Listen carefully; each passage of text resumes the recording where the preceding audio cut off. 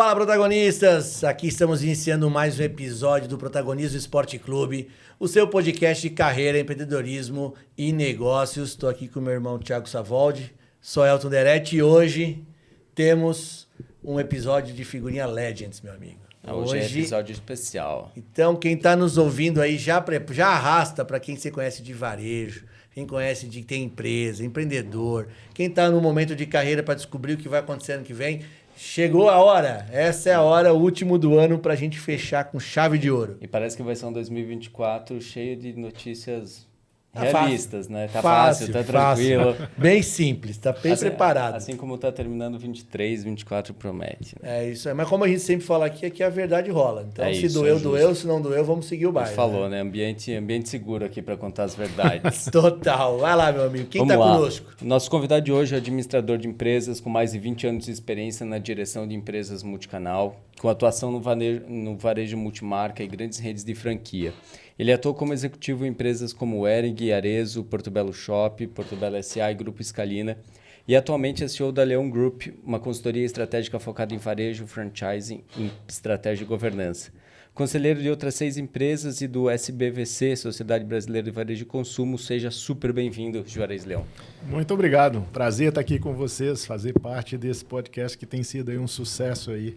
E muito comentado, hein? Vocês estão causando frisson aí no mercado. Estou gostando de ver. Prazer estar aqui. Obrigado. Olha, dito pelo Juarez, estamos bem, bicho. Estamos bem. É isso aí. E o propósito é esse, é contar boas histórias e dividir insights e experiências. Obrigado pela presença. Pensa num homem que eu incomodei, que eu queria trazer, porque eu sei que é bom. E laçou. Chamo de professor, porque já me ajudou muito na carreira, me deu oportunidades. O Juarez estava na topo da lista lá de janeiro, né? Quando a gente desenhou. Foi culpa do Elton. Não, isso é verdade. Eu fui péssimo secretário nas nossas agendas aqui. Mas chegou a hora e estamos muito felizes aqui. Para começar, eu vou chamar de professor, pode? Sem problema. Como diz você mesmo, tem um momento certo para as coisas acontecerem, né? Tem um momento aconteceu certo. No momento certo. Eis o momento certo. Aliás, esses dias eu fui 15 dias atrás, fui fazer uma palestra com o Maurício Galhardo, lá na F360, e eu lembrei de você e do Júlio, porque foi no hotel que o Júlio me entrevistou quando eu fui para Porto Belo. Olha só. Falei, caramba, cara, como o tempo passa e estava já marcado aqui, eu falei, deixa eu contar essa para ele. História marcada. E falando desse momento de início de carreira, Juarez, como é que começou a carreira do Juarez Leão? Como é que começou? Já era comercial ou foi nascendo natural, assim, aos acontecimentos? Como é que foi esse início aí? Pois é, eu acho que apesar nós nos conhecemos há muitos anos, né? A gente nunca teve esse papo, tinha que ser aqui hoje, né? Verdade. Eu acho que pelo sotaque todo mundo já percebeu. Mineiro, né? Enfim, nasci lá no interior de Minas, sempre muito próximo do meu pai, que sempre foi uma pessoa muito ativa comercialmente. E aí, eu acho que o DNAzinho aí da área de venda já vem embutido, né? E comecei minha carreira muito cedo, comecei minha carreira com 18 anos, fui vendedor mais novo da Hering, depois fui o supervisor mais novo, gerente mais novo e depois fui o superintendente de negócio mais novo lá, construí uma carreira de 11 anos lá, uma empresa que eu tenho um carinho muito grande. Aí da Hering eu estava já em São Paulo, né? Aí entrei na área de franquia, aí o bichinho, o DNA da franquia também, junto com o comercial e varejo, pegou, né? E aí daqui de São Paulo, Hering, eu fui para Arezzo. Aí, como você, fiquei embebido aí nesse mundo aí do calçado, né? Que é um mundo maravilhoso, o mundo da moda também. Fiquei 6 anos lá, tive o prazer aí de conviver com o Anderson, que na época ainda estava à frente do negócio, participei lá de todo aquele processo lá de preparação de abertura de capital. Depois disso, aí nos encontramos, né? Fui para Porto Belo, fui convidado para ir tocar o negócio da Portobello Shop, depois todo o negócio de varejo interno da Porto Belo. Na época, você estava lá com a gente, acompanhou bem de perto.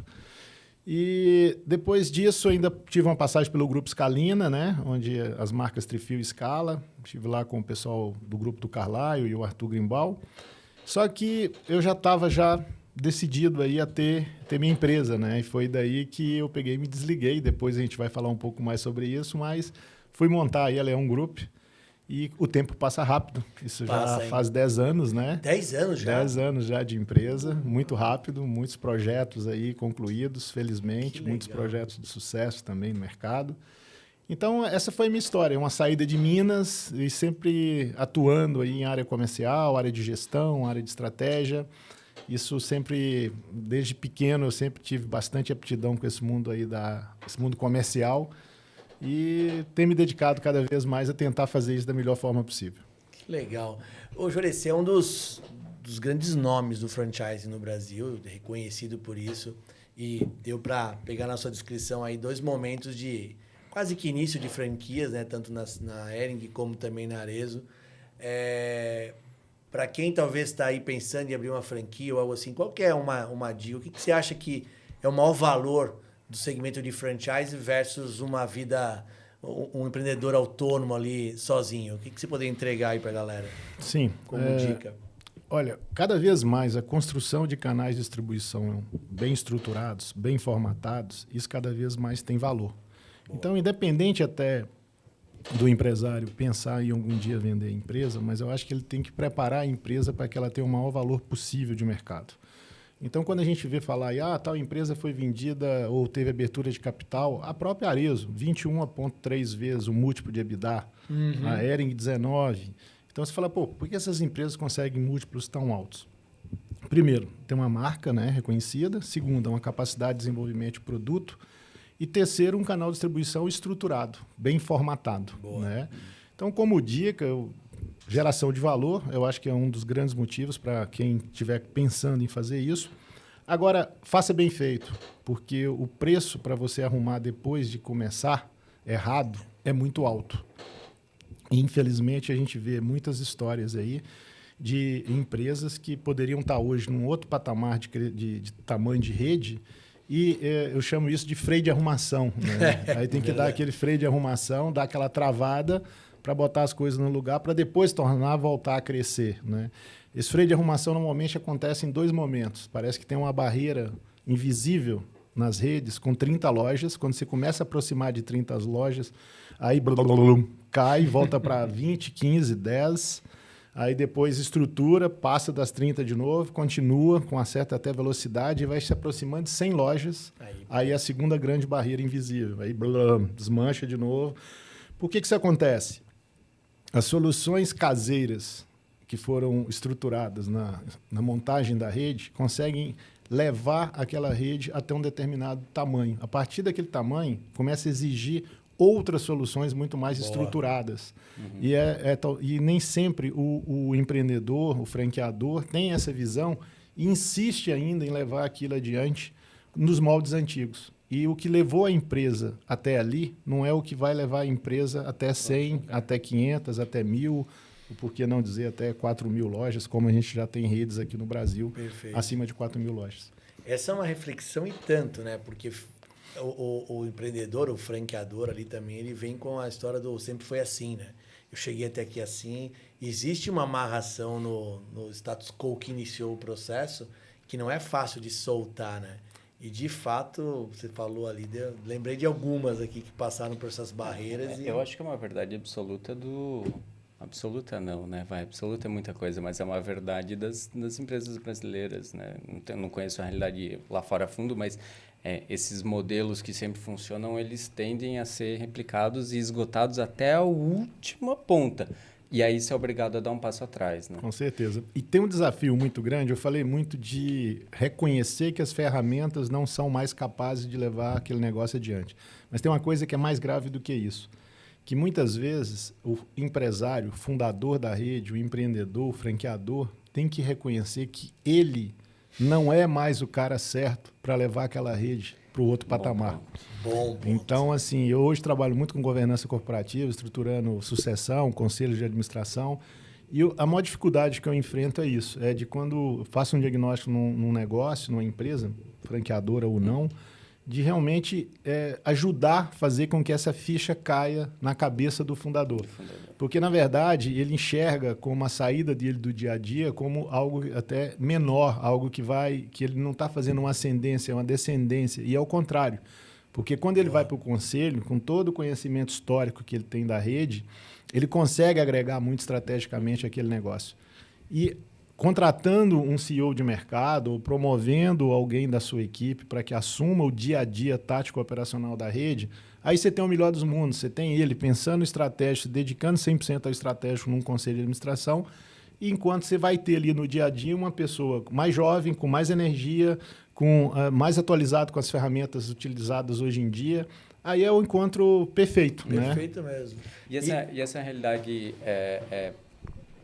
você encontra ela com frequência, assim, Juarez? É meio que um modus operandi, assim? É quase regra. É difícil você encontrar alguém assim que chegar e te chamar e falar assim, olha, estou pensando aqui em fazer uma sucessão, acho que tem que arrumar gente, por que não dizer, mais competente do que eu para tocar esse negócio na atualidade, entendeu? Sim, porque a coisa é muito dinâmica, né? E Justo. tocar o tático operacional, porque o estratégico ele vai continuar participando do mesmo jeito. Ele né? não vai se afastar. Não vai se afastar, muito pelo contrário. Mas é uma percepção errônea, né? Total. Dos fundadores, né? Que eles acham que eles vão pro conselho e eles vão ficar distante do business. Quem vai cuidar do meu negócio? Eu tô longe, não é?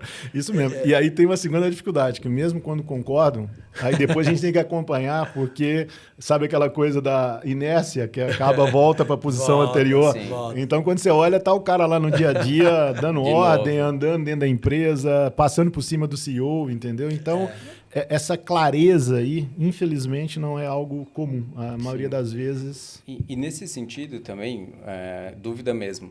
Eu acho que quando a gente fala de uma empresa familiar, uma empresa de fundador, essa é uma realidade latente.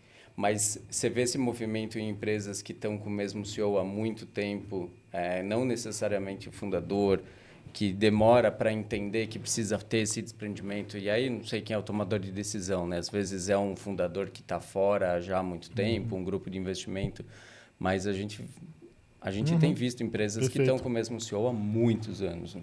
Pois eu diria que assim, não tem muita regra, né? Tem empresas que estão com CEO há muitos anos e também empresas longevas que você fica, ao fazer uma visita, você fica impressionado de ver como é que o cara está atuante, atualizado e a empresa está voando, entendeu? No que tem de mais moderno em termos de gestão, de ferramenta, de estratégia e tudo mais. Isso é uma realidade, a gente encontra. Como também a gente encontra situações onde você tem um CEO que durante muitos anos tocou aquela empresa, exemplo também do que eu falei do fundador, é a mesma coisa, né? Ele é o CEO, né? Quem dá as cartas estratégicas também dentro da empresa, que às vezes não... Hoje a obsolescência, os ciclos são muito curtos, né? A obsolescência é muito rápida. Nós que, vocês bem mais jovens do que eu, mas se a gente pisca aqui 6 meses, 1 ano, quando você vê, você está desatualizado. Desatualizadíssimo. Você não vai para fora, viaja, participa de congresso, faz cursos de curta duração, faz mais um MBA, faz um mestrado, corre atrás de informação, fica ligado, antenado nos assuntos que te interessam para que você esteja bem informado. Então, eu brinco até que a maior prova de que você está desinformado é quando você não tem dúvida. Você acha que você sabe tudo. Aí é a maior prova que você está totalmente perdido. Desinformado. Boa. Muito bom. E a gente encontra infelizmente, muitos CEOs que dormiram um pouco ali na cadeira, porque acaba gerando uma certa zona de conforto. E aí, como é que resolve isso, né? Te respondendo. Se essa empresa tem conselho, tem que partir do conselho uma eventual substituição, uma mudança, né? Eu penso que a vida profissional, a gente fala, né, vocês aqui abordam muito esses assuntos, eu vejo que a vida profissional de todos, a vida nossa como um todo, pessoal e profissional, ela é feita de ciclos. A gente precisa ter a sensibilidade de enxergar quando uma janela de um ciclo fecha e outra janela de outro ciclo abre. Então, se a pessoa que estiver nessa posição tiver essa sensibilidade, às vezes ele não precisa esperar nem ser demovido daquela posição. Ele próprio vai querer viver outras experiências, né? Porque passa rápido demais, gente. Sim, a vida é muito curta, né? Quando a gente assusta, eu estava falando com o Elton aqui, agora ele falou ainda há pouco, já tem 10 anos na sua empresa, quanto tempo que a gente trabalhou junto? Você começa a fazer conta, tem hora não, tem 20 anos, tem 25 anos. Então, é verdade. Eu tô com 54 anos, eu trabalho... Tá bem, hein? Tô aí, formal, rapaz. Serviço, cara. Manter ativo, entendeu? Importantíssimo. Ajuda a conservar, né? Verdade. E eu vejo que essa questão da atualização, né, faz parte até também aí de uma forma de se manter atualizado, e às vezes também os executivos, ainda na sua pergunta, se fecham muito só no mundo da empresa e não vivem outras coisas, né? Eu sempre procurei nunca ficar fechado. Eu sempre fui muito participativo em associações, faço parte da BF lá há mais de 20 anos, estou lá também na Sociedade Brasileira de Varejo e Consumo, fundamos essa entidade, estou lá como presidente do Conselho Consultivo e estou como conselheiro deliberativo desde a fundação. Dou aula, né? Dou aula lá no MBA. Fui aluno tive já. a honra aí de ser professor lá no MBA de franquias lá com o Elton. Dou aula no MBA de varejo. Montamos 2 cursos de governança corporativa de formação de conselheiro de administração. Então, assim, a dica que eu dou é, se quer se permanecer atualizado e jovem, conviva com jovens. Perfeito. Conviva com pessoas fora do seu dia a dia profissional, para te oxigenar, para que você consiga viver outros ares. E disso, você com certeza vai conseguir trazer para o seu negócio soluções muito mais criativas, soluções...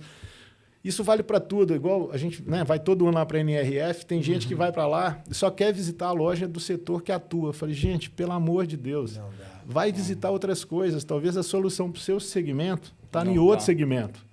Você pode capturar isso lá, dar uma arrumada na ideia, trazer, adapta... E você vai ter um belo de um insight, vai talvez valer a viagem só esse insight. Aliás, parece ser a única maneira, ou a maneira mais fácil, entre aspas, de se diferenciar dentro do mercado que está cada vez mais homogêneo, né? Assim, as soluções ali estão...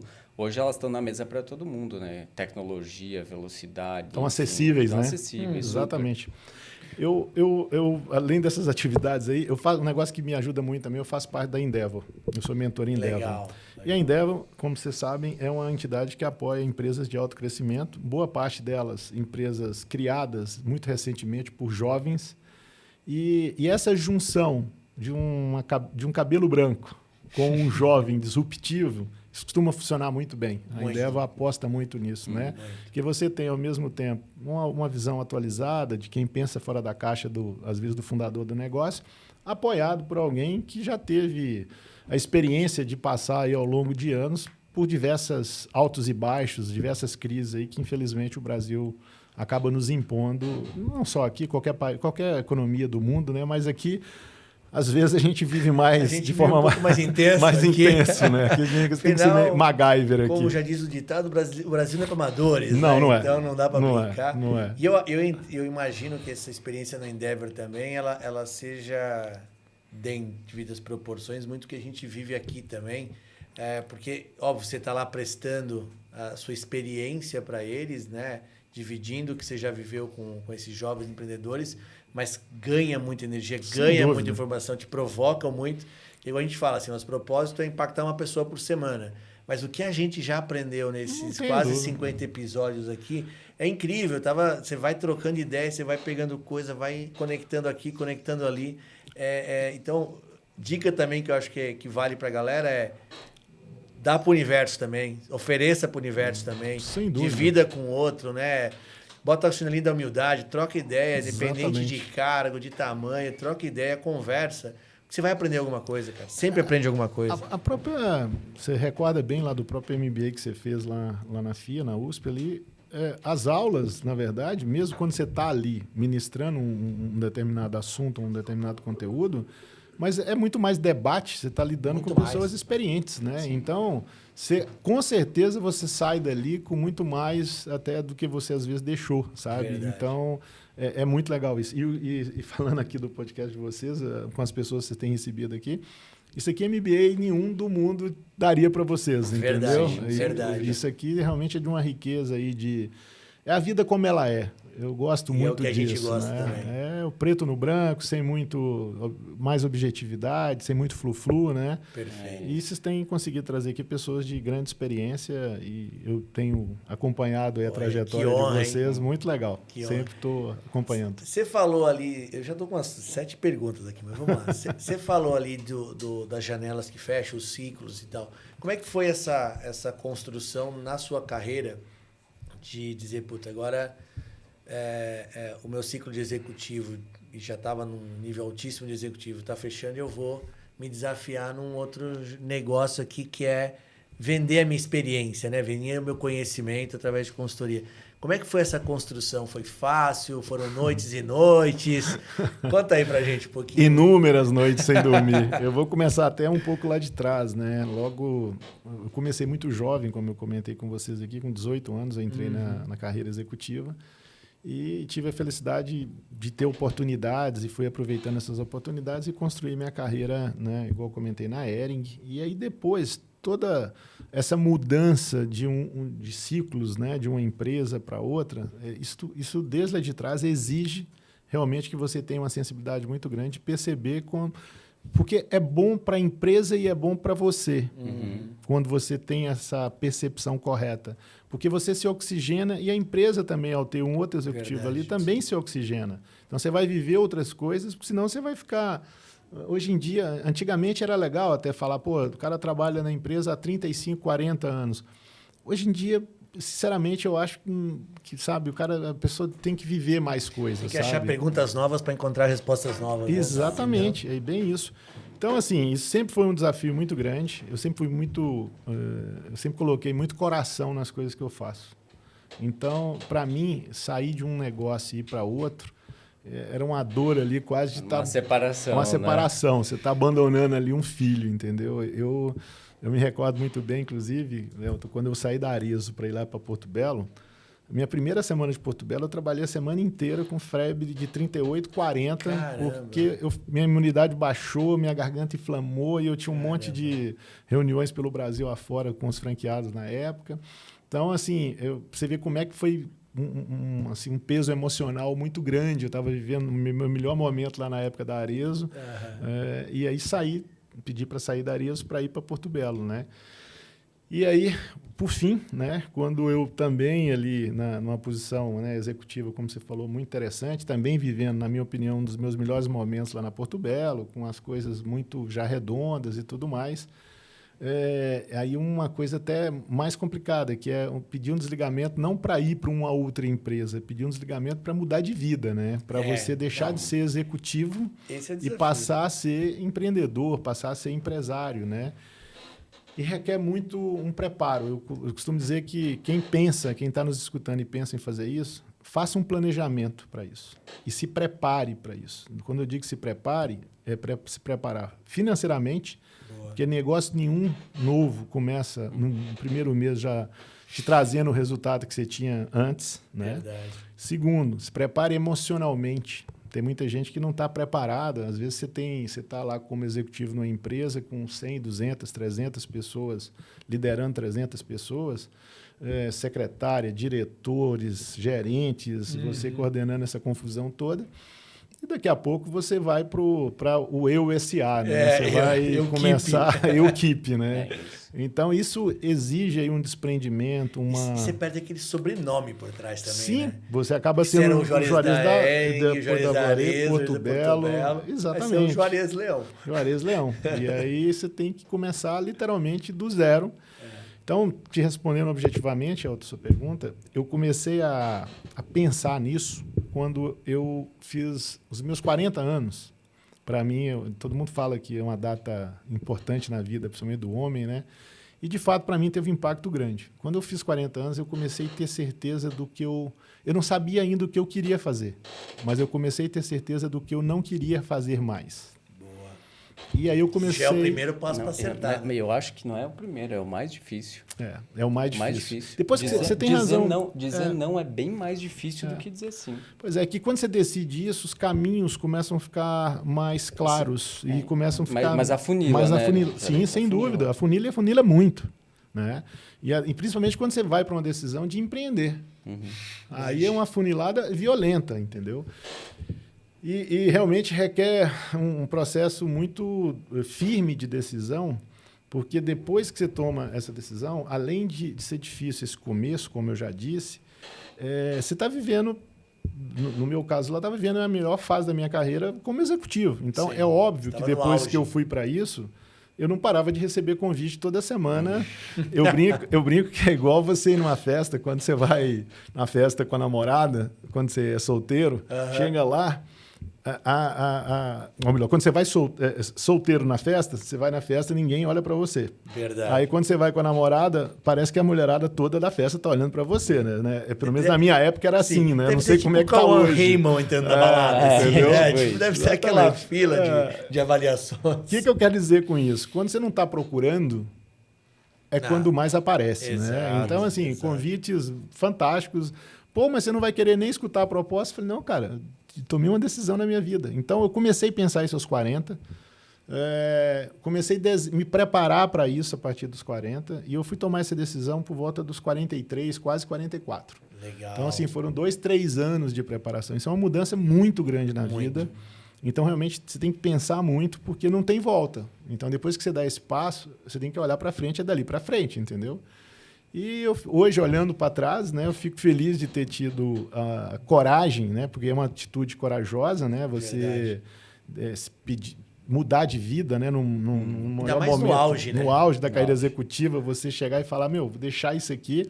Quantidade de amigos e familiares que me chamaram de louco, não precisa nem te dizer, né? Certeza. Né? Mas vou te dizer que desde o início, graças a Deus, eu assim, planejei, estava muito focado em fazer a coisa dar certo e me preparei para isso, com relacionamento, com... Outra coisa também que é interessante, né? Quando você está no negócio, você tem que estar ali de corpo, mente e alma, mas você não pode ficar cego para o que te cerca. Boa. Então, às vezes, o dia a dia executivo, ele suga tanto a gente para dentro do negócio que a gente, às vezes, quase que enfia a cabeça dentro de um buraco. Uhum. E eu sempre me policiei muito com isso. Eu sempre mantive meu network muito ativo, eu sempre mantive essas atividades que eu comentei com vocês, que eu faço desde lá de trás, né? Até de participar de conselhos, participar de associações e tudo mais. Então, nessa hora, quando você decide empreender, independente se é a consultoria, se é montar um negócio próprio de varejo, de confecção, de moda, o que seja, o relacionamento te ajuda muito nesse momento. Né? Te abre porta. Abre muita porta e tal. E assim foi. Então, assim, esses 10 anos foram 10 anos de muita diversão, eu te diria, né? Como dizia o Domênico de Massa lá, quando a gente faz o que gosta, a gente não sabe quando está trabalhando e quando está se divertindo, né? Verdade. Então, igual você brincou que eu estou bem, é porque eu tenho me divertido bastante. Bastante, né? Coisa boa, coisa boa. Ô Juarez, nessas jornadas aí de conselho, que você roda atualmente várias empresas, que seria hoje 1, 2 ou 3 skills aí de executivos que mais chamam a atenção? Ou que tem mais falta no mercado? Assim, disputa, quando o cara tem isso, o cara se destaca. Uhum. Que você elegeria aí como os principais? Olha, o que eu sinto que é mais carente no mercado é uma combinação equilibrada entre formação e experiência prática. Então, muitas vezes a gente vê pessoas com um currículo maravilhoso. O cara tem 2, 3 graduações, tem 3 MBAs. Opa, cortou aqui. O dele caiu. Será?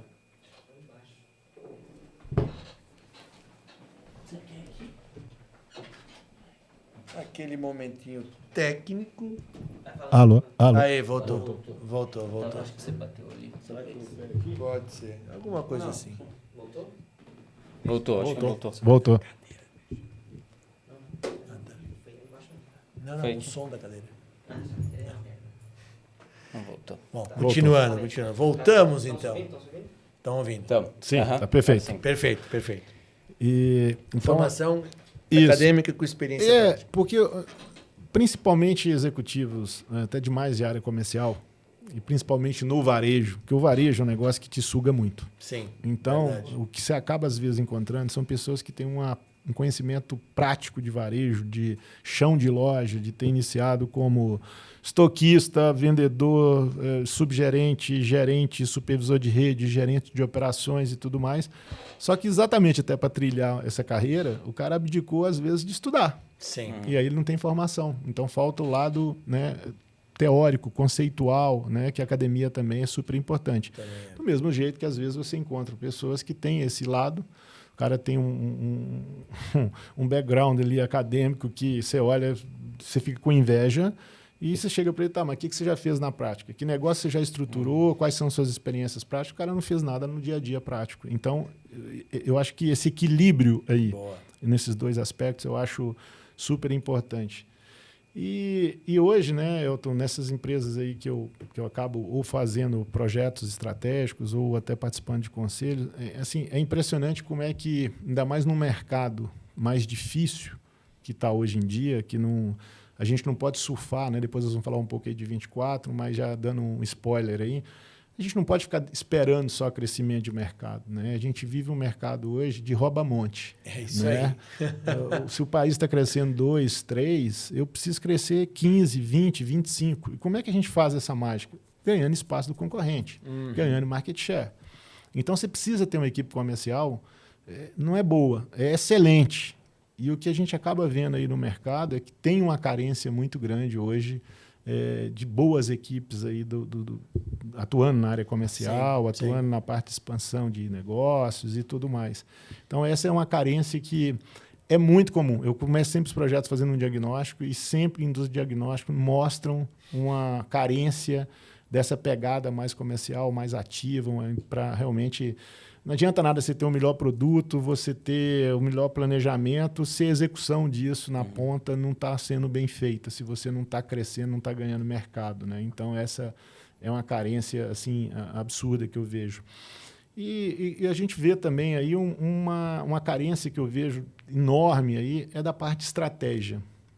Né? Isso, infelizmente, é uma característica negativa do brasileiro como um todo. O brasileiro não gosta de se planejar. O brasileiro não acha que planejamento estratégico é coisa de empresa de grande porte, sendo que, na verdade, as empresas que são hoje de grande porte que um dia fizeram planejamento estratégico. E ainda fazem. E ainda fazem. Né? É tão ruim que continua fazendo. Isso. Só de raiva o cara continua ainda fazendo. Né? Então, eu vejo também que uma característica que, né, conforme você me pediu, não só das empresas, mas dos profissionais, a gente hoje tem uma carência de pessoas com visão estratégica. Então, é mais fácil você encontrar fazedores do que planejadores. Né? Então, você consegue, às vezes, pegar um bom planejamento, você consegue encontrar pessoas boas para te ajudar a executar aquilo ali, mas muitas vezes eles não são capazes, às vezes sem o apoio até de uma consultoria externa, de um suporte externo, de conseguir estruturar um planejamento com uma lógica estratégica que faça realmente sentido para a empresa. Então, isso também é uma carência.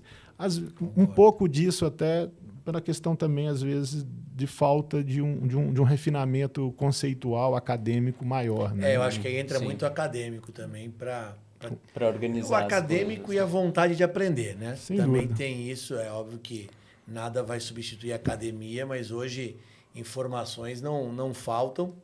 Aliás, depois, aquele grupo que você tem está no LinkedIn também, né?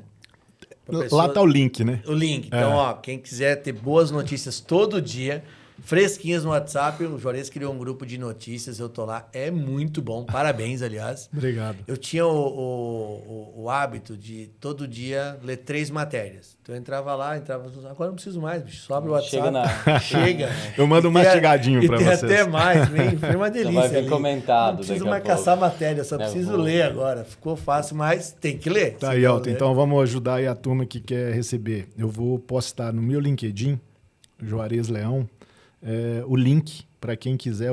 Já postei no passado, mas eu vou saindo daqui hoje, eu posto novamente para quem está nos escutando e quiser, até falando um pouquinho mais sobre esse trabalho, né, que você mencionou. Eu comecei a fazer isso como? Eu leio muito e eu durmo tarde. Né? E minha família, minha esposa e minha filha, que moramos lá em Florianópolis, eles dormem cedo, e meu filho hoje está morando em Barcelona, está estudando lá. Legal. Então, eu acabo indo para a cama e começo a ler. Né? E hoje em dia a gente tem um excesso até de informação. Muita. Se a gente não tomar cuidado, vira a gente desinformação. vira desinformação. Você começa a saber Antigamente as pessoas elas eram generalistas, né? Elas conheciam um pouquinho de várias coisas, né? Sim. Aí depois elas se tornaram especialistas, conhecendo bastante profundidade, mais de uma única coisa. Hoje a gente tem que ser multi-especialista, é conhecer com profundidade muitas coisas. Só que a gente tem que limitar um pouquinho as muitas coisas, porque o dia só tem 24 horas, né? Então eu coloquei para mim que eu queria conhecer bastante, ler bastante, me manter muito atualizado em relação a varejo, franquia, estratégia, governança, que é o foco da minha empresa, o foco do meu trabalho. Então eu comecei a ler e fazer, e separava as matérias que mais me interessavam e comecei a mandar para os meus clientes. Aí os caras gostam, pô, cara, que legal, tal. Dá para você mandar também para minha equipe? Aí comecei tá bom, liberava o link lá, os caras entravam e eu começava a mandar. Aí depois começou alguns amigos. Aí um pedindo para o outro, pedindo para o outro, pedindo para o outro. Atualmente a gente tem ali, eu tive que abrir um segundo. A gente tem hoje 3.000 e poucas pessoas nesses dois grupos ali. Legal. Onde eu posto normalmente diariamente, né, Otto? Um dia ou outro, só quando tem uma encrenca muito grande que eu deixo de postar. Então são informações, não tem bate-boca, porque só eu posto. Sim, então, se alguém quiser falar e discutir alguma coisa, fala comigo no privado. Nada, não tem nada, perfeito. Entendeu? Isso é muito legal. E as pessoas têm... Aí um indica para o outro e tal, e o grupo só está crescendo. E hoje em dia, como a gente tem essa comunidade, né, essa ferramenta de comunidade dentro do WhatsApp, então, antigamente tinha muita limitação de número, né? Então, chegou em 2.000, que era o limite, eu abri o segundo. E aí, se lotar, eu abro outros lá, não tem problema. Vamos ajudar a lotar, porque... E é muito legal, assim, site, assim, porque eu fiz esse segundo semestre, montei um curso para meus coordenadores, que eu estou aplicando para desenvolver skills, e dentro do curso eles têm uma tarefa de um encontro para o outro, que é ler um livro. Então, eles vão ter que ler 4 livros de agosto a dezembro.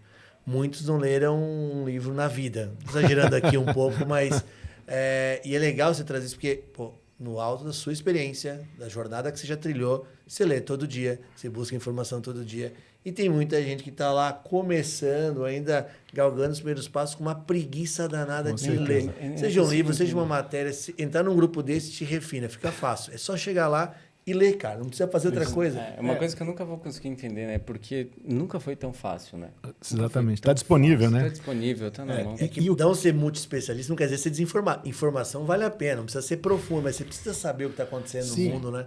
E o que eu faço ali nada mais é que um trabalho de curadoria, Curadoria, né? E as pessoas às vezes chegam para mim e falam assim, cara, mas você lê aquilo tudo? Eu falo, não, eu não leio aquilo tudo. Aquilo que eu posto é o que eu li e gostei. Aquilo não é 10% do que eu leio.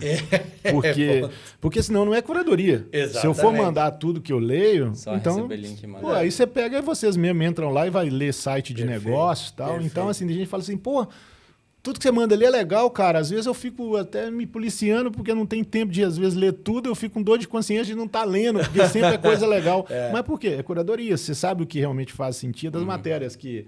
A gente vê que tem fundo de propaganda, matéria que tem fundo político e tal. Eu não mando nada disso, entendeu? Eu mando realmente coisas que estão acontecendo no mercado e que são informações relevantes para profissionais, stakeholders que atuam nesses segmentos que eu acabei de citar. Exato. Perfeito. E é uma visão, eu vou falar para você aqui, você me corrige, mas é uma visão inteligente, né? Porque você está ajudando a desenvolver o mercado que você atua e fazer as pessoas enxergar que tem outras possibilidades. Perfeito. É muito bom esse ponto que você trouxe. Na verdade, muitas dessas atividades que eu comentei aqui, eu não cheguei a falar, mas são atividades totalmente pro bônus, né? Então, quando você é mentor em Endeavor, em termos financeiros, você não ganha nada por ser mentor em Endeavor. Quando você está lá na BF sendo diretor, sendo conselheiro, você não ganha nada com isso. Lá no SBVC, eu não ganho nada com isso. Mas eu penso que todos nós temos aí uma responsabilidade, igual você está falando lá do próprio curso que você está montando lá para a sua equipe, da gente devolver um pouco para o segmento, que tanto nos... o gift back, né? Exatamente, o gift back. A gente tem que devolver um pouco, é uma maneira que tem da gente ajudar o segmento, ajudar os bons profissionais que querem realmente... E às vezes até com ferramentas e com coisas que nós lá atrás não tivemos. Né? E mesmo quando você fala também, até a questão também de dar aula tem remuneração. Mas, sinceramente, nenhum de nós aqui vai dar aula pela remuneração. Né? A gente dá pelo amor à causa. Não tenha dúvida. E pelo aprendizado, igual a gente falou ainda há pouco, que é o dar aula. você acaba não só transmitindo, mas recebendo também muito conhecimento e se mantendo atualizado e convivendo com jovens. Te força, né? Se atualizar o tempo Isso é todo. muito legal, esse ponto. Você tem que ser para dar aula, ainda mais no nível, né, de um MBA top. Isso é provocado. Você né? tem que estar muito atualizado. Então, você está ali falando, você dá um dado, o cara ia estar ali atrás já no Google checando se aquele dado que você está dando ali está atualizado ou não. Antigamente, você preparava aula para 2023 agora para dar nos cursos, chegava em 2024, praticamente a aula estava quase pronta. Hoje em dia, cara, você tem que pegar e jogar fora e fazer do zero, entendeu? Dá menos trabalho. Faz do zero que dá menos trabalho. É melhor. Ô, Juarez, pegando esse gancho aqui que você falou sobre desenvolver mercado e aí voltando um passo nas principais características aí que você sente falta de profissionais, não é muito uma cultura nossa, executiva, de não estar desenvolvendo algumas visões que você trouxe para os profissionais das nossas equipes, por exemplo. A gente cobra execução o tempo todo. A gente é super imediatista, mesmo a gente está imerso num varejo que a gente dá um reset todo dia, né? Meta é diária. A gente tem cobrado muita execução, a gente tem cobrado esse entrar para dentro do negócio e ficar aqui vivendo esse mundo porque tem bastante demanda. Que evita, às vezes, que o profissional ele tenha esse olhar de se desenvolver na academia, junto com as estratégias. Então, é mais uma reflexão alta que eu estou fazendo aqui, se não está nas mãos da gente, executivo, mudar um pouco dessa cultura e provocar as pessoas a se desenvolverem na parte educacional junto com a parte de experiência, mas especialmente na parte de desenvolvimento estratégico, dessa visão um pouco mais de longo prazo. E aí, voltando lá no começo do nosso papo, assim, cara, a gente não para e senta numa mesa para dizer assim, tá, e se por acaso eu sair de 15 lojas para 200, qual que é a estrutura que eu tenho que ter? É olhar para um crescimento de negócio, olhar para um lado super positivo do business. Eu fiquei pensando aqui, porque me parece que a gente não está... E eu estou tentando generalizar aqui, né? Eu sei que não é, mas a gente não está inclinado a fazer as pessoas saírem do dia a dia, no linha de executivo, e pensar os nossos negócios a médio e longo prazo, né? Perfeito. Sabe por que a gente não está? Mesmo você tendo uma posição de alto comando dentro das organizações, seja de gerente sênior, diretor, CEO, conselheiro, o que for... Principalmente até executivo, até CEO. No conselho é um pouco diferente, mas até CEO, o dia a dia das empresas te engole. O maior desafio que um executivo tem hoje em dia, na minha visão, é ele conseguir distribuir a agenda dele entre tático e estratégico. Porque o tático acaba te engolindo no dia a dia. Você chega na empresa, você sentou lá na sua cadeira... Se você bobear, você fica ali das 7 da manhã às 10 da noite, só resolvendo problema. E eu estou sendo bonzinho, que eu estou falando entre tático e estratégico. Que, na verdade, você tem um operacional ali que tem muito diretor e CEO que tem gasto mais tempo no operacional do que até no tático, né? Então, o próprio gestor acaba ele não tendo muito tempo de trabalhar no estratégico e de pensar estrategicamente, o que, por sua vez, ele acaba também... não incentivando a sua equipe que o faça. E não cobrando da equipe também que tenha uma postura mais estratégica e menos operacional e tática. O que eu sugiro é que todo mundo que tem essa oportunidade, que já comanda a equipe, ainda mais nessa época que nós estamos vivendo agora, que é uma época de final de ano, não precisa falar em planejamento de 5 anos ainda. Você vai discutir 2024, não faça o planejamento sozinho, envolva a sua equipe. Peça a sua equipe para trazer insights, para trazer sugestão de novas alavancas de crescimento. É através desse envolvimento prático dos executivos no mundo estratégico que eles vão começar a ter domínio desse tipo de coisa. Senão vai ficar o próprio gestor sem trabalhar com estratégia, esperando o conselho contratar uma consultoria, dar um direcionamento estratégico e, às vezes, até contratar uma consultoria para ajudar a diretoria executiva a fazer o planejamento estratégico. Porque o pessoal até tem essa dúvida, até aproveitando para esclarecer. Conselho não faz planejamento estratégico. O conceito dá direcionamento estratégico para a diretoria executiva preparar o plano estratégico e trazer para o conselho aprovar ou não. Perfeito. É assim que funciona. Perfeito. Então, quem hoje é gerente, sênior, diretor, CEO, vocês é que tem que montar a estratégia. Tem Perfeito. Né? Claro que dentro do direcionamento que foi dado. Né? E depois voltou no conselho, aprovou, aí você volta e desdobra aquilo em metas, cria todos os KPIs, define quem vai ser sponsor de cada uma daquelas alavancas ali, de cada um daqueles projetos. E aí depois, no dia a dia, no ano seguinte, o conselho faz o quê? Acompanha a execução do planejamento estratégico. Então tem lá 7, 8, 9... Isso é outro mito também, né? Às vezes é comum chegar em empresa, você pede para ver o planejamento estratégico, o cara de trás que tem 40 projetos estratégicos. Eu dou risada também, Elton. Eu nunca vi em empresa nenhuma conseguir fazer mais que 10. Não, né? Então, Deus. assim, E, 6 projetos. projetos. Bem eficiente, hein? É 10 em 5 anos. Ah, tá. Não, Tá. Não é 10 Cinco- num ano, em 5 anos, né? Ah, E aí você sim. tem um faseamento, né? Sim, faz 2 esse ano, dois. 3 o ano que vem. Sim, sim. Aí talvez dá para chegar. Eu, assim, se falar assim, o que eu recomendo? 6, 7. Tá? É preferível você ter vai nesse ter assunto trabalho, hein? menos é mais. É. Preferível você ter menos iniciativas com mais profundidade. E eu brinco, tem que ter menos iniciativa e mais acabativa. Então, assim, você tem que iniciar, terminar e colher o que de maior potencial aquela iniciativa ali pode trazer. Então, desde a definição disso, até também o acompanhamento e a execução estratégica, porque às vezes a equipe também, mais uma vez, está tão envolvida no operacional e no tático que ela não consegue executar os projetos estratégicos, porque não tem tempo. Aí, quando tem a reunião do conselho, o cara tem que ir lá na frente do conselho apresentar aquele projeto que ele é o sponsor, e o projeto está exatamente no mesmo ponto que você viu no mês anterior. E aí vem o puxão de orelha, né? Então não quer dizer que o cara não está trabalhando, muito pelo contrário. Às vezes ele está trabalhando muito mais do que deveria, só que de forma errada. Exato. Ele está colocando a força dele, todo o potencial dele, em cima de questões operacionais e táticas e não nas estratégicas. E o que transforma negócio, pessoal, é a estratégia. Boa, o operacional essa é boa, hein? Operacional e tática é para você se manter vivo. Também você não pode chegar e ter uma estratégia linda e maravilhosa para executar a partir do ano que vem e chegar morto o ano que vem. Então, assim, claro que você tem que cuidar de compra, de venda, de equipe, enfim, de acompanhamento, de relacionamento com o cliente, tal, isso que mantém a organização viva. Mas uma organização ela não se mantém viva por muito tempo se ela não tem uma boa estratégia, se ela não tem uma boa execução de estratégia. Pá, perfeito. Hein? Já valeu o episódio essa. Foi perfeita.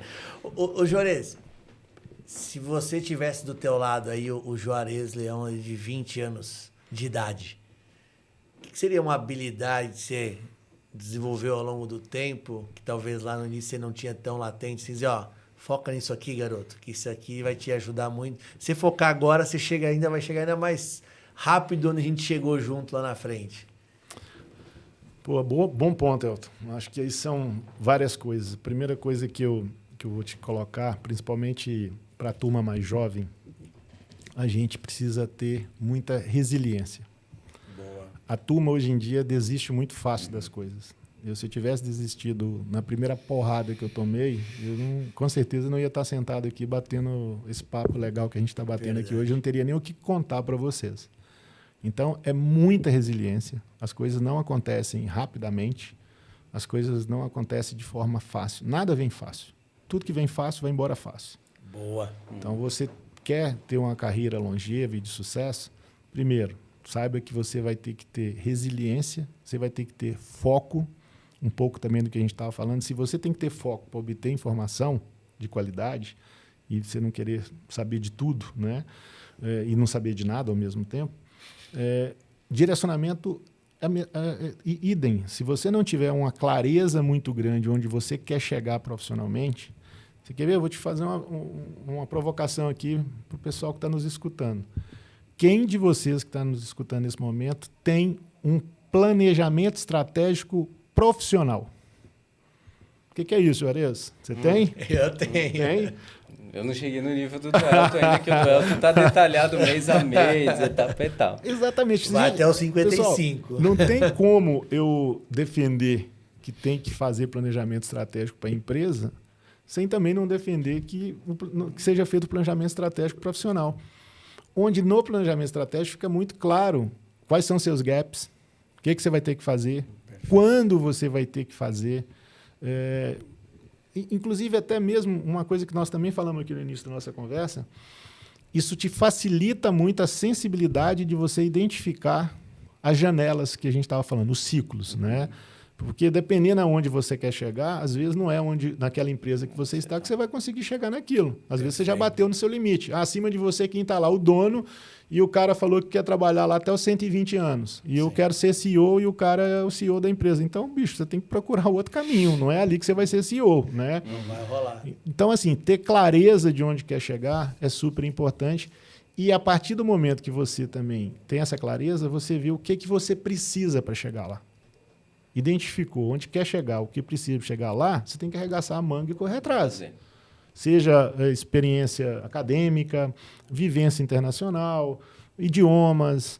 Você tem que falar, um cara que está nessa posição, como é que ele é? O que é que ele faz? Né? Canais, né? Que expertise, skills, você vai ter que ter hard e soft skills para desenvolver também. Exatamente. Porque às vezes a pessoa também quer ser um diretor comercial de uma empresa de vários canais, mas ela conhece só um canal. Em algum momento vai te bater a tampa. Você precisa entender os outros canais para poder também depois agregar. Sem dúvida. Então, essa construção, ela é longa, né? Sim. Você precisa ir entendendo. Às vezes até você está num segmento, mas você tem a estratégia de ir para um outro segmento, você vai ter que antes estudar esse segmento, se aprofundar naquilo ali, né? E ainda dentro das dicas, né, do que eu daria, cara, uma coisa que tudo que a gente consegue construir dentro de uma organização, seja ela pequena, média ou grande, está muito ligado à sua capacidade de mobilizar as pessoas para causas. Muito bom. Se você não tiver essa capacidade, se você não tiver um relacionamento de líder e não de chefe com sua equipe, você vai conseguir fazer muito pouca coisa. Quando você realmente lidera, quando você mobiliza as pessoas para a sua causa, que é a causa também da empresa, você consegue fazer com que elas não te entreguem 100%. Elas vão te entregar mais. Verdade. Muito mais. Elas vão te entregar coisas que nem elas próprias sabiam que eram capazes de fazer. Perfeito. Mas que pelo comprometimento ali, às vezes, de corpo, mente e alma, elas vão correr atrás e vão fazer. Esse é outro ponto que eu penso que, nesse plano estratégico, tomem cuidado, que tem gente que eu já vi plano estratégico profissional aí, que o cara colocou, não, hoje eu ganho 20 mil, eu quero estar ganhando 100 mil. Cara, a remuneração é consequência. Né? Total. Você tem que fazer alguma coisa que realmente te motive, toque seu coração. Se você não tiver esse envolvimento também emocional para você ir além, você não consegue surpreender, você não consegue mobilizar as pessoas, você não consegue... É uma relação muito, muito superficial quando você coloca só interesses primários nas coisas, né? Então, eu acho que tem que ter... E aí não é aquela coisa de... Pô, Juarez, mas você falou que está com 54 anos, você está jovem, idealista. Não é isso, não. Pelo contrário. É de experiência. De olhar para trás, igual você me perguntou, e saber que se eu não tivesse agido minha vida inteira assim, como eu disse, hoje eu não estaria aqui. Né? Eu falei até numa live sempre atrás que se você está desejando um próximo passo de carreira e a sua única resposta é pelo dinheiro, reavalie. Tem alguma coisa que vai dar errado aí. Muito errado. Porque você vai chegar lá, a grana vai vir, mas a pressão vai vir, alguma coisa que você não está preparado. E aí você não tem o teu propósito ali, você não tem a sequência e aquilo ali fica vazio. E a gente fala bastante, né? A gente é super pragmático aqui de falar como as coisas funcionam de fato, assim. Mas não teve um episódio que a gente fez aqui que a gente não falou sobre propósito. É isso aí. Inclusive, mas eu não sei qual é meu propósito. Você faça as coisas com propósito. Aí depois você descobre qual é o seu propósito. E se você dar propósito em tudo que você faz, você diz, eu estou aqui conversando com o Juarez. Eu estou aqui porque estou conversando com ele, porque dessa conversa alguém vai tirar alguma coisa daqui. Cara, cria propósito no que você faz. Depois você descobre um grande propósito ali, mas não tem como desassociar essa felicidade, essa vontade, esse sentir bem da parte pragmática que a gente está falando até agora. Né? E se está na dúvida, esteja presente, né, cara? Porque isso também é um negócio que eu tenho visto, até nesse treinamento que eu fiz com os coordenadores, eu falei essa semana, eu falei, vocês nunca... Eu sou do caderninho ainda, sou meio antiquado ainda. Eu gosto também, estou com ele aqui. Vocês não vão me ver com o computador aberto numa reunião com vocês. Eu estou no caderninho. Porque, cara, eu preciso estar ali com vocês. Agora, eu faço a reunião às vezes com vocês estão com 10 computadores abertos. Vocês não estão focados na reunião. Vocês estão parcialmente... Foquem, se concentrem no que façam bem feito aqui. Às vezes a reunião de 1 hora faz em 25 minutos, quando todo mundo foca. E o pessoal fica computador, celular, não sei o que. E acha que está conseguindo prestar e atenção acha em que tudo. está conseguindo Isso que é ser pior. multitarefa. E não existe isso, cara. Esqueçam isso. Não existe. Foquem que vocês vão entregar muito mais.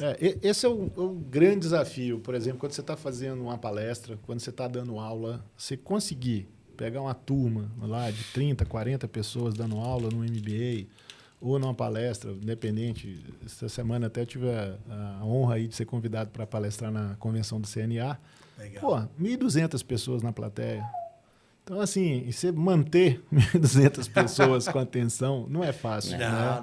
As pessoas hoje em dia estão tendo uma capacidade de rapidamente perder o foco, né? Isso, as gerações mais novas, pior ainda, né? Uhum. E muito com essa ideia de multitarefa que, na verdade, não existe, né? E acaba realmente você não está em lugar nenhum, né? Você não está nem lá, nem aqui.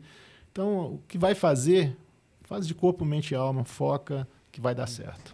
Muito bom. Antes de ir para fase 2 do nosso podcast, que é falar sobre um tema simples, que é 2024. Só isso. Né? Só isso. Eu tenho uma pergunta quase de cunho pessoal. Aí você não quiser responder, não precisa, mas... Pode falar. Eu tive na NRF ano passado, a gente se encontrou lá, Sim. e eu vi que você estava com seu filho, né? Sim. Como é que foi essa experiência? Que eu vi assim, eu falei, cara, mais uma coisa que eu quero fazer o que o Juarez faz. Eu quero um dia estar aqui com meu filho. Como é que foi, cara? Eu imagino que foi do caralho. Mas cara, foi do caralho. É uma satisfação muito grande, né? Você... E assim, uma coisa de forma muito natural, né? Às vezes até as pessoas olham e falam assim, tá, mas você que obrigou ele ir para lá contigo? Muito pelo contrário. Ele é que insistiu para estar lá comigo, porque meu filho desde pequeno sempre foi... Eu criei meu filho... exemplo de como meu pai também me criou, muito junto com ele, nesse mundo de negócios e tudo mais. Então, ele sempre foi para a BF comigo, todos os nossos amigos do mundo do franchise, ele conhece todos. Legal. E ele se encantou com isso. Então, de uma maneira muito natural, ele direcionou a carreira, o lado dele acadêmico, para esse lado de negócio. Hoje ele está em Barcelona fazendo business lá, morou 1 ano no Canadá, voltou, prestou lá para essa universidade lá da Europa, passou e tinha até 3 países, ele acabou escolhendo Barcelona. Isso tudo decisão dele. Que legal. E aí, como ele sempre via eu falando da NRF e tudo mais, tal, eu quero ir contigo. E aí o pessoal lá da Varejo 180, o Ronald, muito querido, tal, falou, não, traz ele, vamos junto.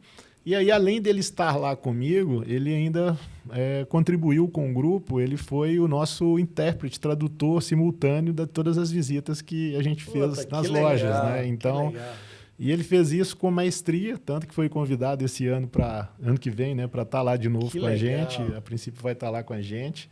E então, assim, para mim foi muito legal, Elton. Eu imagino. E assim, e você vê que é uma versão ampliada e melhorada sua, né? Tem gente que fala, o Juarezinho e tal, ele nem gosta. Não, eu quero ser o Augusto, não quero ser o Juarezinho, personalidade, né? Personalidade, né? Boa. E é muito legal que essa turma, né, mais jovem, ele está com 20 anos. Eles conseguem fazer algumas leituras, eles têm alguns insights e o jeito dele também de relacionar com as pessoas lá foi muito legal. Acabou que ele já conhecia muita gente e pós ali a NRF ele ainda ficou ainda mais conhecido ali da turma. Muito legal. Cara. Não, quando eu vi lá, eu falei, cara, deve ser do caralho assim, esse momento. Assim. Mais 10 anos, o Rô tá com 10, mais 10 anos. Mais 10 anos. Vai preparando ele até lá. Preparando ele. Eu acho que não é comercial, não, bicho. Vou ter que achar outra coisa. Talvez o intérprete vai ser bom. Você tem que deixar... Você achar, não. Livre. Ele vai achar. Perfeito. Você tem que deixar que ele ache. Perfeito. Não direciona, não, que dá ruim. Boa. E falando de direcional, o que a gente pode esperar de 2024 a Vera? Na sua opinião, professor? Vamos lá. Vamos começar do 23, né? Então, assim, fazendo uma rápida retrospectiva para depois falar do 24. Foi um ano que, no final do ano passado, ali, vou até voltar um pouquinho mais, vou pegar o final de 22, né? Todas as empresas que já estavam ali com seus orçamentos mais ou menos direcionados para 23, acabaram no final do ano, começou a ter uma série de incertezas de como seria o 23. Muitas fizeram até um ajuste de orçamento, para um orçamento de menor crescimento, mais voltado até para a margem e tal. E com a expectativa de que seria um ano razoável, pelo menos, né? E aí, de maneira geral, nós tivemos um primeiro semestre fraco, né? Exceção de algumas áreas de serviço que se beneficiaram muito pelo fato das pessoas terem destrancado a casa, sair de casa e queriam viajar a restaurante e tal. Sim. Fora isso, foi um primeiro semestre muito difícil. Mas impressionante como é que todo mundo, 100% das pessoas, dos empresários, dos executivos, tá, o primeiro semestre está ruim, mas o segundo vai ser muito bom. Como sempre a gente fala isso. Impressionante, né? E aí começou julho. E julho não foi bom, de maneira geral. Agosto não foi bom. Setembro não foi bom. E outubro não está sendo muito diferente, né? Então, assim, está um ano mais difícil, está um ano mais travado. Vai ter um pequeno crescimento de PIB aí, de varejo também. Então, como é que, de maneira geral, eu até nessa linha, né, de acessar conteúdos aí que você falou, né, da questão de leitura, eu acabo acessando muito relatório de banco, relatório até de algumas instituições fora do Brasil e tal. As perspectivas para o ano que vem, elas são de um ano também duro, né? A gente não pode esperar que nós vamos ter um crescimento dos nossos negócios alavancado pelo crescimento do país. Não vai. Né? Vamos falar, vai ser bom para caramba? Vai crescer 3%, 4%. Isso satisfaz alguém que está nos escutando aqui? Satisfaz vocês nas empresas de vocês? Nunca, Jamais. Né? Se a gente chegar lá e apresentar um orçamento com 4% de crescimento, não tomar uma porrada, aí, né? Manda o currículo para você depois. Exatamente, porque senão não vira, né? Então, assim, já há algum tempo, né, que a gente vem, e eu dei esse spoiler ainda há pouco, a gente não tem feito os planejamentos dos nossos negócios com base em crescimento de país. Nós não podemos ser dependentes de crescimento de país. Nós temos que fazer um planejamento que seja, obviamente, execuível, mas que, independente do quanto vai crescer o país, que você vai crescer aquele X% que você coloca ali, né? Tem visto aí nas empresas aí para o ano que vem, não só nos conselhos que eu participo, mas até em discussões com empresários amigos e tudo mais, que o pessoal está fazendo orçamento bem realista, bem pé no chão. Sim. Porque a gente tem que tomar cuidado até de também não colocar números muito altos por vários motivos. Eu brinco que quando a gente coloca lá, vou crescer 40% o ano que vem, você acaba batendo a meta de despesa e não bate a meta de receita. Exatamente. Porque quando você fala que vai crescer 40%, você prepara a empresa para um crescimento de 40%. Você vai ter que alavancar, né, de alguma maneira. Sim. Com certeza. E aí você acaba, como eu brinco, batendo a meta, o orçamento de despesa e não consegue fazer o orçamento de receita, né? Então, primeira dica aí... Até por causa da expectativa que o segundo semestre sempre vai ser bom, sempre quando chega em julho você já comprometeu 80% do orçamento, 90% do despesa e só fez 70% do receita. Exatamente. Aí a casa foi pro brejo. Exatamente. E fica uma dependência muito grande para esses últimos meses do ano, né? Fica naquela dependência absurda que o mês de dezembro tem que carregar quase que o ano todo nas costas. Algumas empresas têm datas comemorativas importantes. O pessoal de chocolate, lá na Páscoa, tem que vender 10 vezes mais, senão não cumpre a meta do ano. Enfim. Então, assim, primeira dica, como eu disse, que eu tenho, inclusive, dado para meus clientes, é colocar um orçamento que seja independente até de crescimento do país, mas que seja uma quantidade, um número de crescimento da empresa que possibilite a empresa continuar ganhando mercado, né? Então, se vai crescer 3%, 4% o PIB, que acho que não vai ser nem isso, mas, enfim, tem gente aí falando que é de 2% a 4%. Eu preciso crescer 20%, um exemplo, e vou traçar ações para crescer esses 20%. Como que eu vou conseguir isso? É aquele negócio que eu comentei ainda há pouco, o ganha-monte. Você vai ganhar market share de alguém.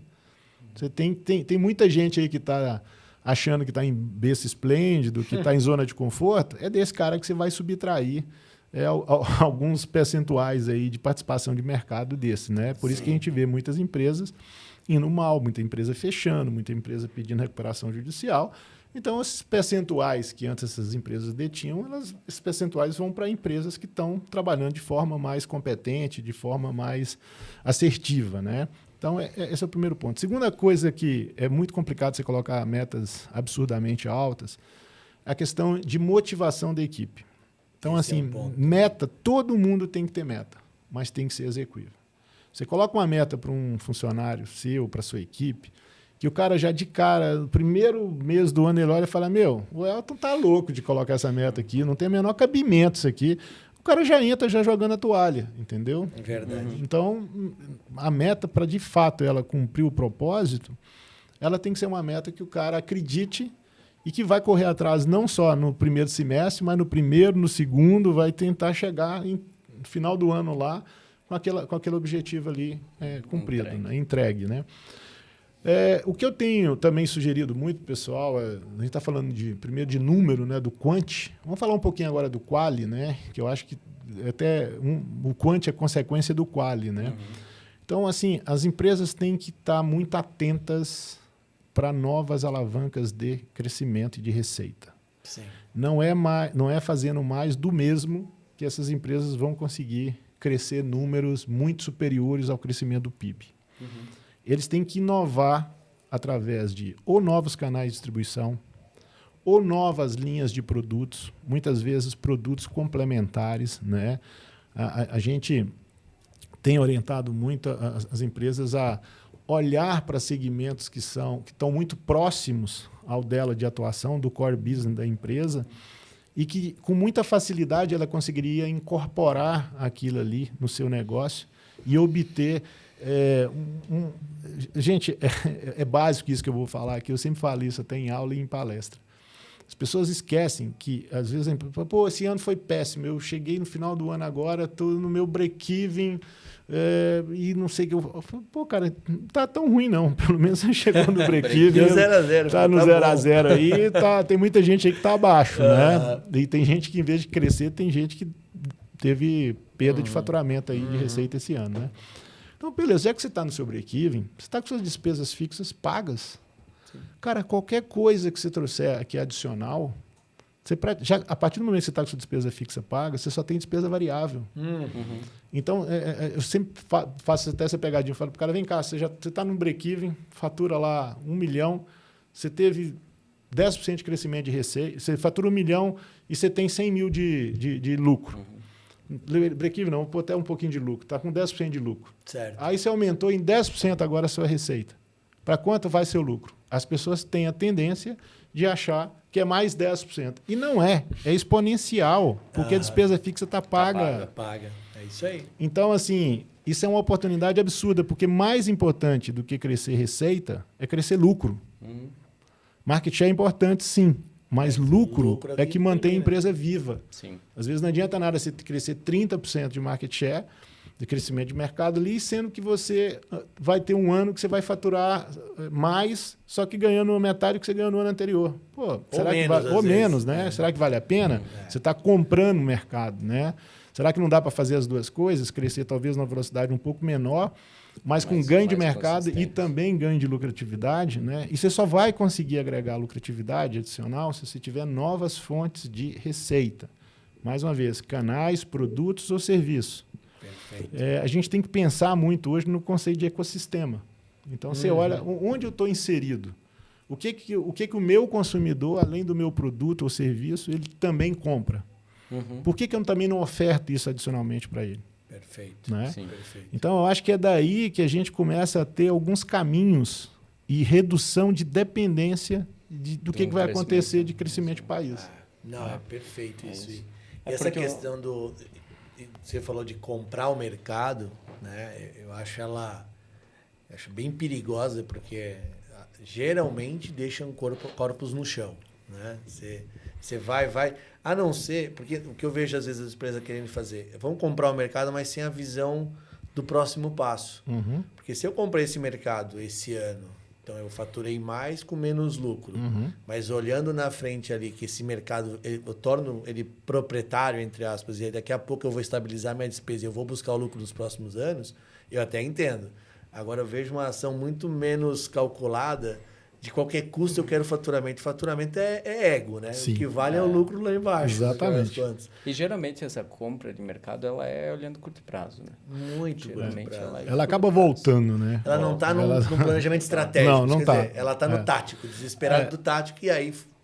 Aí não dá certo. Eu gosto muito de um conceito, Elton, talvez por eu já ter sofrido enquanto executivo muito com isso, hoje que eu tenho uma empresa, né, de consultoria, eu não faço...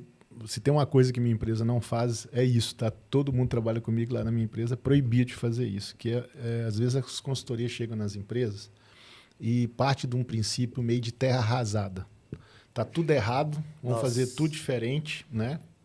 E aí eles vêm pregando uma revolução. Vamos revolucionar essa empresa, vamos ampliar o market share de 10% de participação para 30% de participação, num pulo só, aquela coisa toda. Ou seja, isso é revolução. Eu até lembrei disso, que você usou um termo, e é um termo também que eu uso.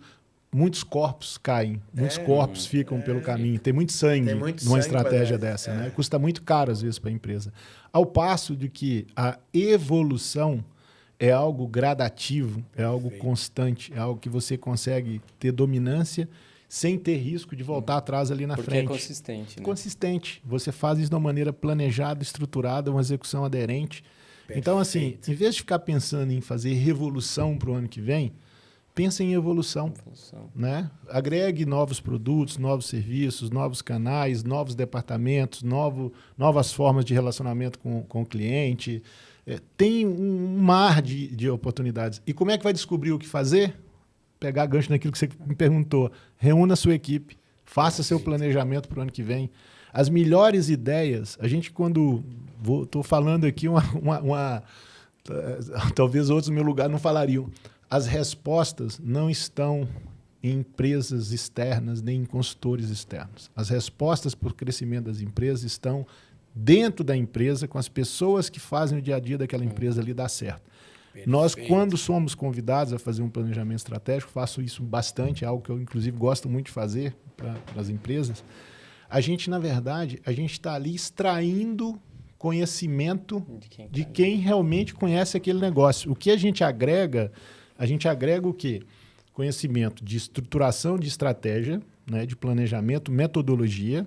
A gente agrega experiência de outros segmentos, que às vezes, igual eu comentei, eles estão tão enfiados a cabeça no buraco, só vendo aquele segmento que eles atuam. Tem coisas em outros segmentos que poderiam ajudar muito e a gente acaba trazendo essas outras coisas para próximo daquela empresa e coloca à disposição deles essa informação. Mas as grandes respostas estão dentro da empresa. Às vezes o que falta é a paradinha de fazer o operacional e às vezes o tático e fazer uma discussão estratégica com a própria equipe interna. Sem dúvida. Que muitas vezes Pode falar. Não, e ouso dizer que quanto mais próximo do seu consumidor, mais respostas você vai ter. Sentar para falar com o vendedor da loja que está lá todo dia atendendo de horas e que vai responder aquilo que você falou, assim, que é uma provocação que eu tenho feito o tempo todo. O que o meu cliente faz quando ele não está comprando meu produto? Porque ele está comprando meu produto, sei lá, no melhor dos mundos, uma vez por mês, mas os outros 29 dias, as outras 24 horas de cada um desses dias está fazendo outra coisa. Perfeito. E aí você está com a distribuição, cara. A distribuição está na mão, porque você tem relacionamento com o cliente, amplia as possibilidades com quem está aqui. Porque tem um indicador de marketing que a gente olha muito, que é o CAC, né? O custo de aquisição de cliente. Cara, ninguém bota na ponta do lápis. É mais fácil eu gastar 10% desse dinheiro em desenvolvimento de produto, desenvolvimento de serviço, do que buscar esse cara, daí comprar o mercado, que daqui a um ano esse cara nunca mais voltou, você perdeu. O que você está colocando é um erro clássico, que as empresas muitas vezes estão totalmente voltadas para ganho de market share, sendo que elas deveriam estar voltadas para share of pocket.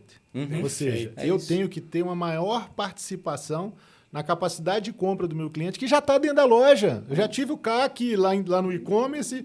Esse cara, para ir na minha loja também, eu tenho que fazer um investimento em comunicação violento. Sim. O cara me deu uma chance de ir até a minha loja física e eu não vou vender para ele toda a capacidade de compra, às vezes até a necessidade de compra dele. Exato. E aí você vai olhar para sua base de cliente, assim, estamos falando de empresa média, grande, assim, o cara tem ali 200, 300, 400 mil pessoas numa base de cliente, daí você vai ver, você vende para um pedacinho e você quer ampliar essa base. Cara, vende mais para quem está aqui.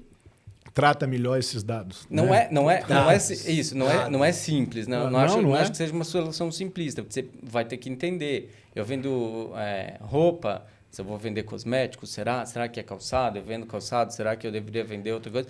Não é simplista.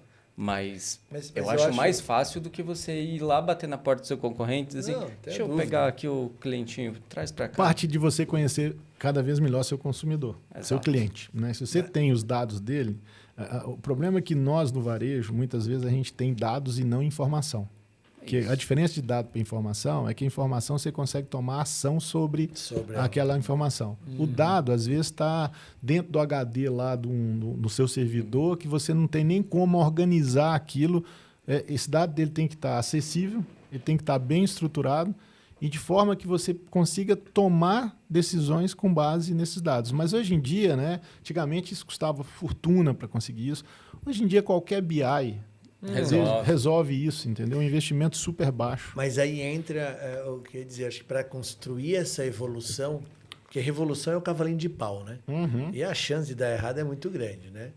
Para construir essa evolução, você precisa também saber, ou pelo menos não saber, mas sim conformar, fazer perguntas diferentes. Uhum. Porque muitas vezes, para tirar essa informação do consumidor, é fazer a pergunta que ninguém fez. Porque as tradicionais, elas estão muito claras. E a provocação, eu digo que na Santa Lola esse ano, eu fui o chato das perguntas. Para tudo era o porquê, porque eu era novo. Então eu falei, bom, tá 19 anos rodando esse negócio. Tinha liberdade poética ali. Cara, para tudo é porque faz assim, porque é isso, porque é aquilo.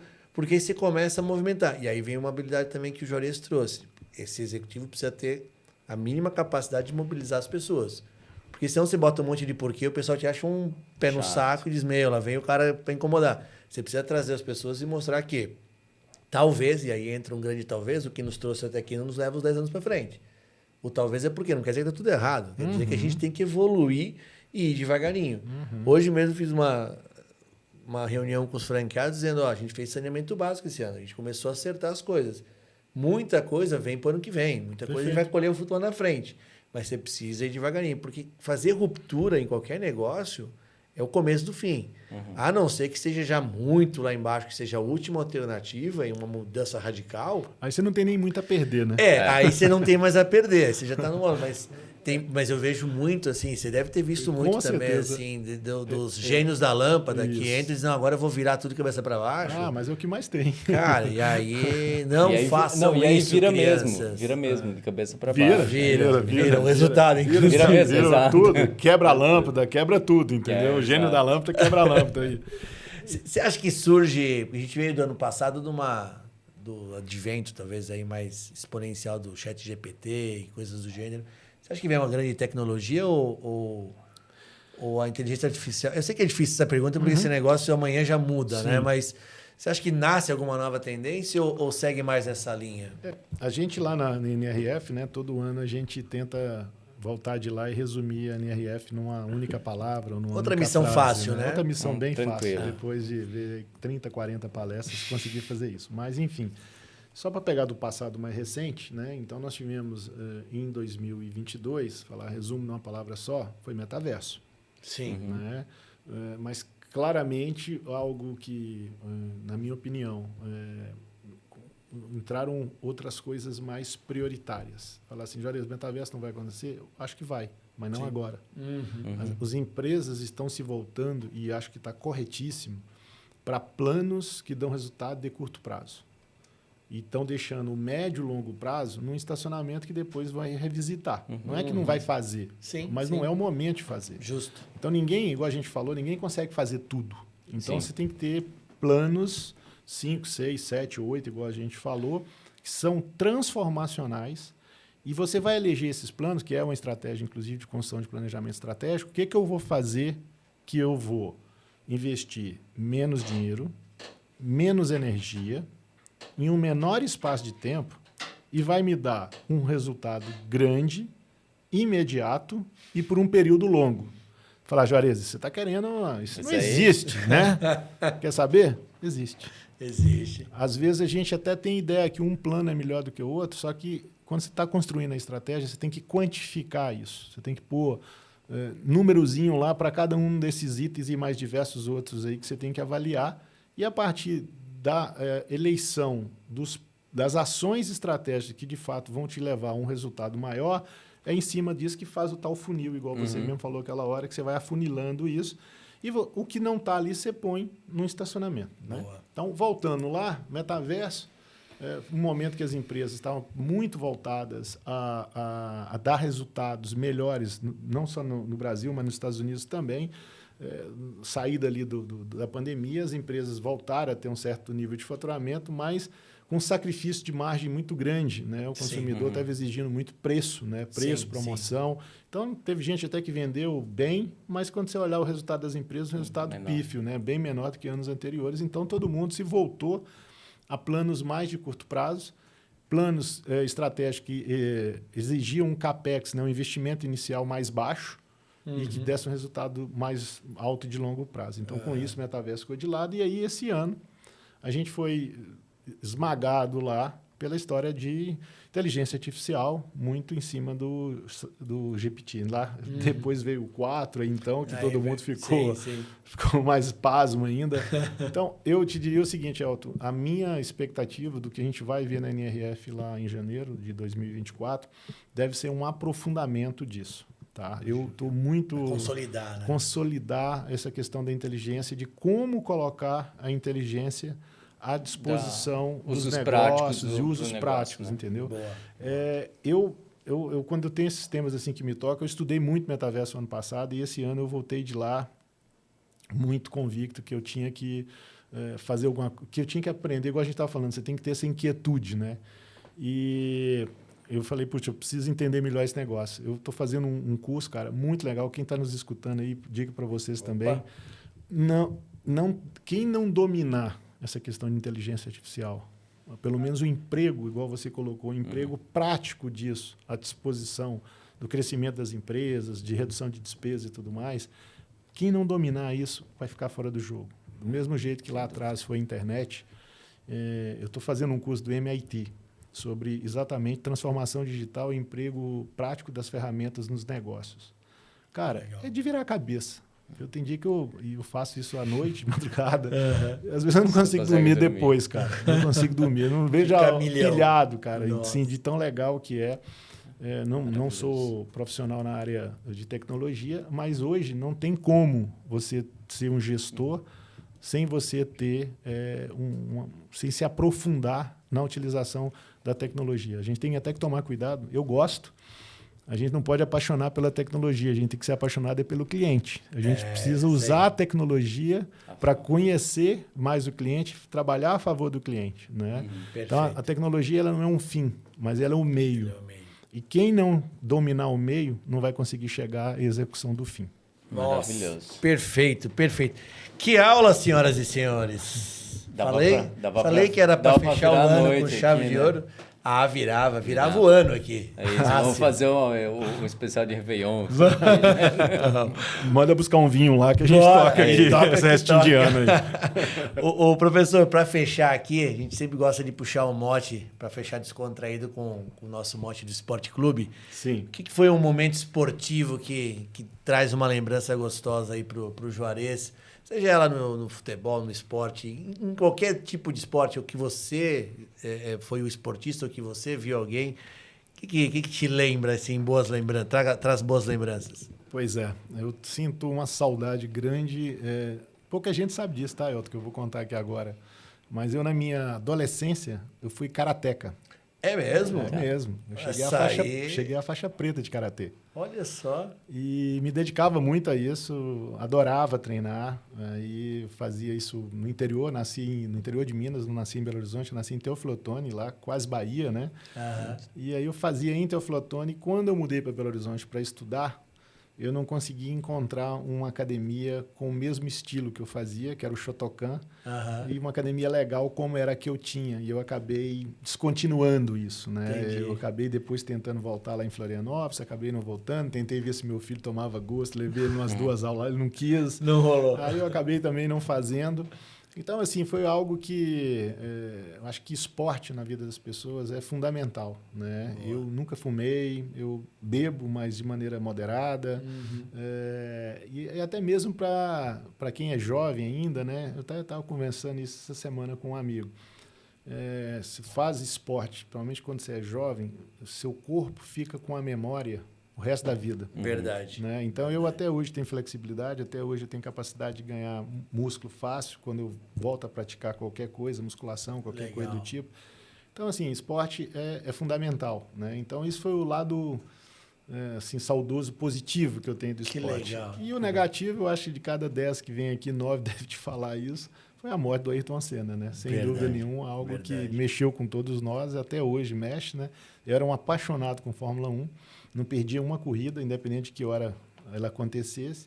E hoje em dia eu nem sei mais o que está acontecendo na Fórmula 1. Acabei todo mundo me desligando, desconectando. Né? Mas eu acho que não só o esporte, né? Talvez uma última recomendação aí para a turma. A vida da gente, para ter sucesso de fato, você tem que ter equilíbrio. Boa. Então você tem que estar muito focado, muito dedicado, da maneira que a gente está falando aqui, que hoje mais do que nunca é super importante. Para que você seja um profissional de sucesso, independente do seu cargo, da sua empresa, o tamanho, o segmento, né? Mas você tem que equilibrar sua parte profissional com a sua parte pessoal e principalmente também familiar, né? Perfeito, perfeito. Se você não tiver esse equilíbrio, esse sucesso também vai durar pouco, né? Então você tem que ter seu tempo para você fazer seu esporte de preferência, seja ele qual for, sim, né? Sim. Você tem que ter seu tempo de estar com sua família. E quando estiver, você comentou isso aqui, Elton, e é verdade, que esteja de fato, né? Às vezes, você tem pouco tempo, mas você faz aquilo ali com uma profundidade, uma intensidade tão grande, que às vezes é muito... aquela 1 hora que talvez você fica ali com seu filho... Com qualidade. Com qualidade, vale mais do que você passar um dia inteiro, ele no celular fazendo 1000 coisas e você do outro lado fazendo também outras 1000 coisas, entendeu? Perfeito. Então, esteja realmente junto, né? E não só de corpo presente, né? E equilíbrio. Eu digo que na vida tudo é uma questão realmente da gente conseguir trazer para um equilíbrio, o resultado sempre é muito positivo. Tudo em excesso é sobra. Boa, tudo em excesso é sobra, eu gostei. Maravilhoso. Cara, obrigado demais, professor. Puta aula pra gente fechar com chave de ouro aí esse ano 2023, nosso primeiro aninho, né? Primeiro ano, fim do primeiro ciclo. O fim do primeiro ano do MBA, né? É boa. Muito legal. Juarez, quer deixar os teus contatos aí em mídias sociais? Fica à vontade, por favor. Eu sou bastante ativo no LinkedIn, né? Procura lá pro Juarez Leão, inclusive, mais uma vez, vai estar lá o link para vocês entrarem na curadoria lá, na Leão Curadoria, recebendo aí todos os dias aí informações aí desses segmentos. O meu Instagram é Juarez Leão _BR. Boa. E queria encerrar parabenizando vocês dois pela iniciativa que vocês estão tendo de ter criado o podcast, estar se dedicando aqui também por um trabalho voluntário.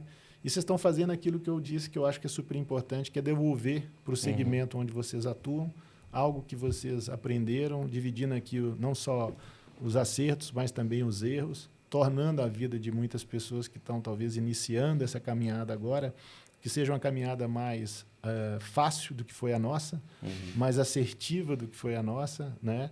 Que como você mencionou várias vezes aqui, hoje tem muito mais coisa à disposição do que nós tivemos na nossa época de início de carreira, né? Verdade. Então, quem nos escuta aí, que usem e abusem aí de tudo aí que está à disposição e que acreditem que é possível, desde que você tenha foco, determinação, obstinação. O sucesso é uma consequência que, independente de ser no curto prazo, mas que ele vem de forma definitiva e duradoura. Fantástico, obrigado. E para quem quiser nos seguir, continuar seguindo e ver esse fantástico episódio, meu irmão. Acompanhe a gente lá, a gente está nas principais plataformas de podcast, a gente está no Spotify, no Deezer, com o Protagonismo Esporte Clube. A gente está no YouTube também, aí você procura para a gente lá, Protagonismo Esporte Clube. E para quem quiser conversar com a gente, ouvir os highlights aí do programa, quem tem menos tempo para ficar ouvindo todos os episódios, mas deveria, né, na academia, todo dia, uma vez por semana, mas os highlights aí, o espaço para a gente conversar, indicar pessoas, comentar um pouquinho do que a gente faz aqui. A gente está no TikTok, no Instagram também, Protagonismo Esporte Clube, segue lá e conversa com a gente. Maravilha, gente, fechando nosso primeiro ano. Parceiro, obrigado por essa jornada. Você. Maravilhoso. Coisa linda, ano que vem tem mais. 2024 aí, cheio de desafios. Vem que vem, vai dar Corinthians ano que vem. Vamos que vamos. Valeu, gente. Valeu, um abraço. Tchau. Até mais.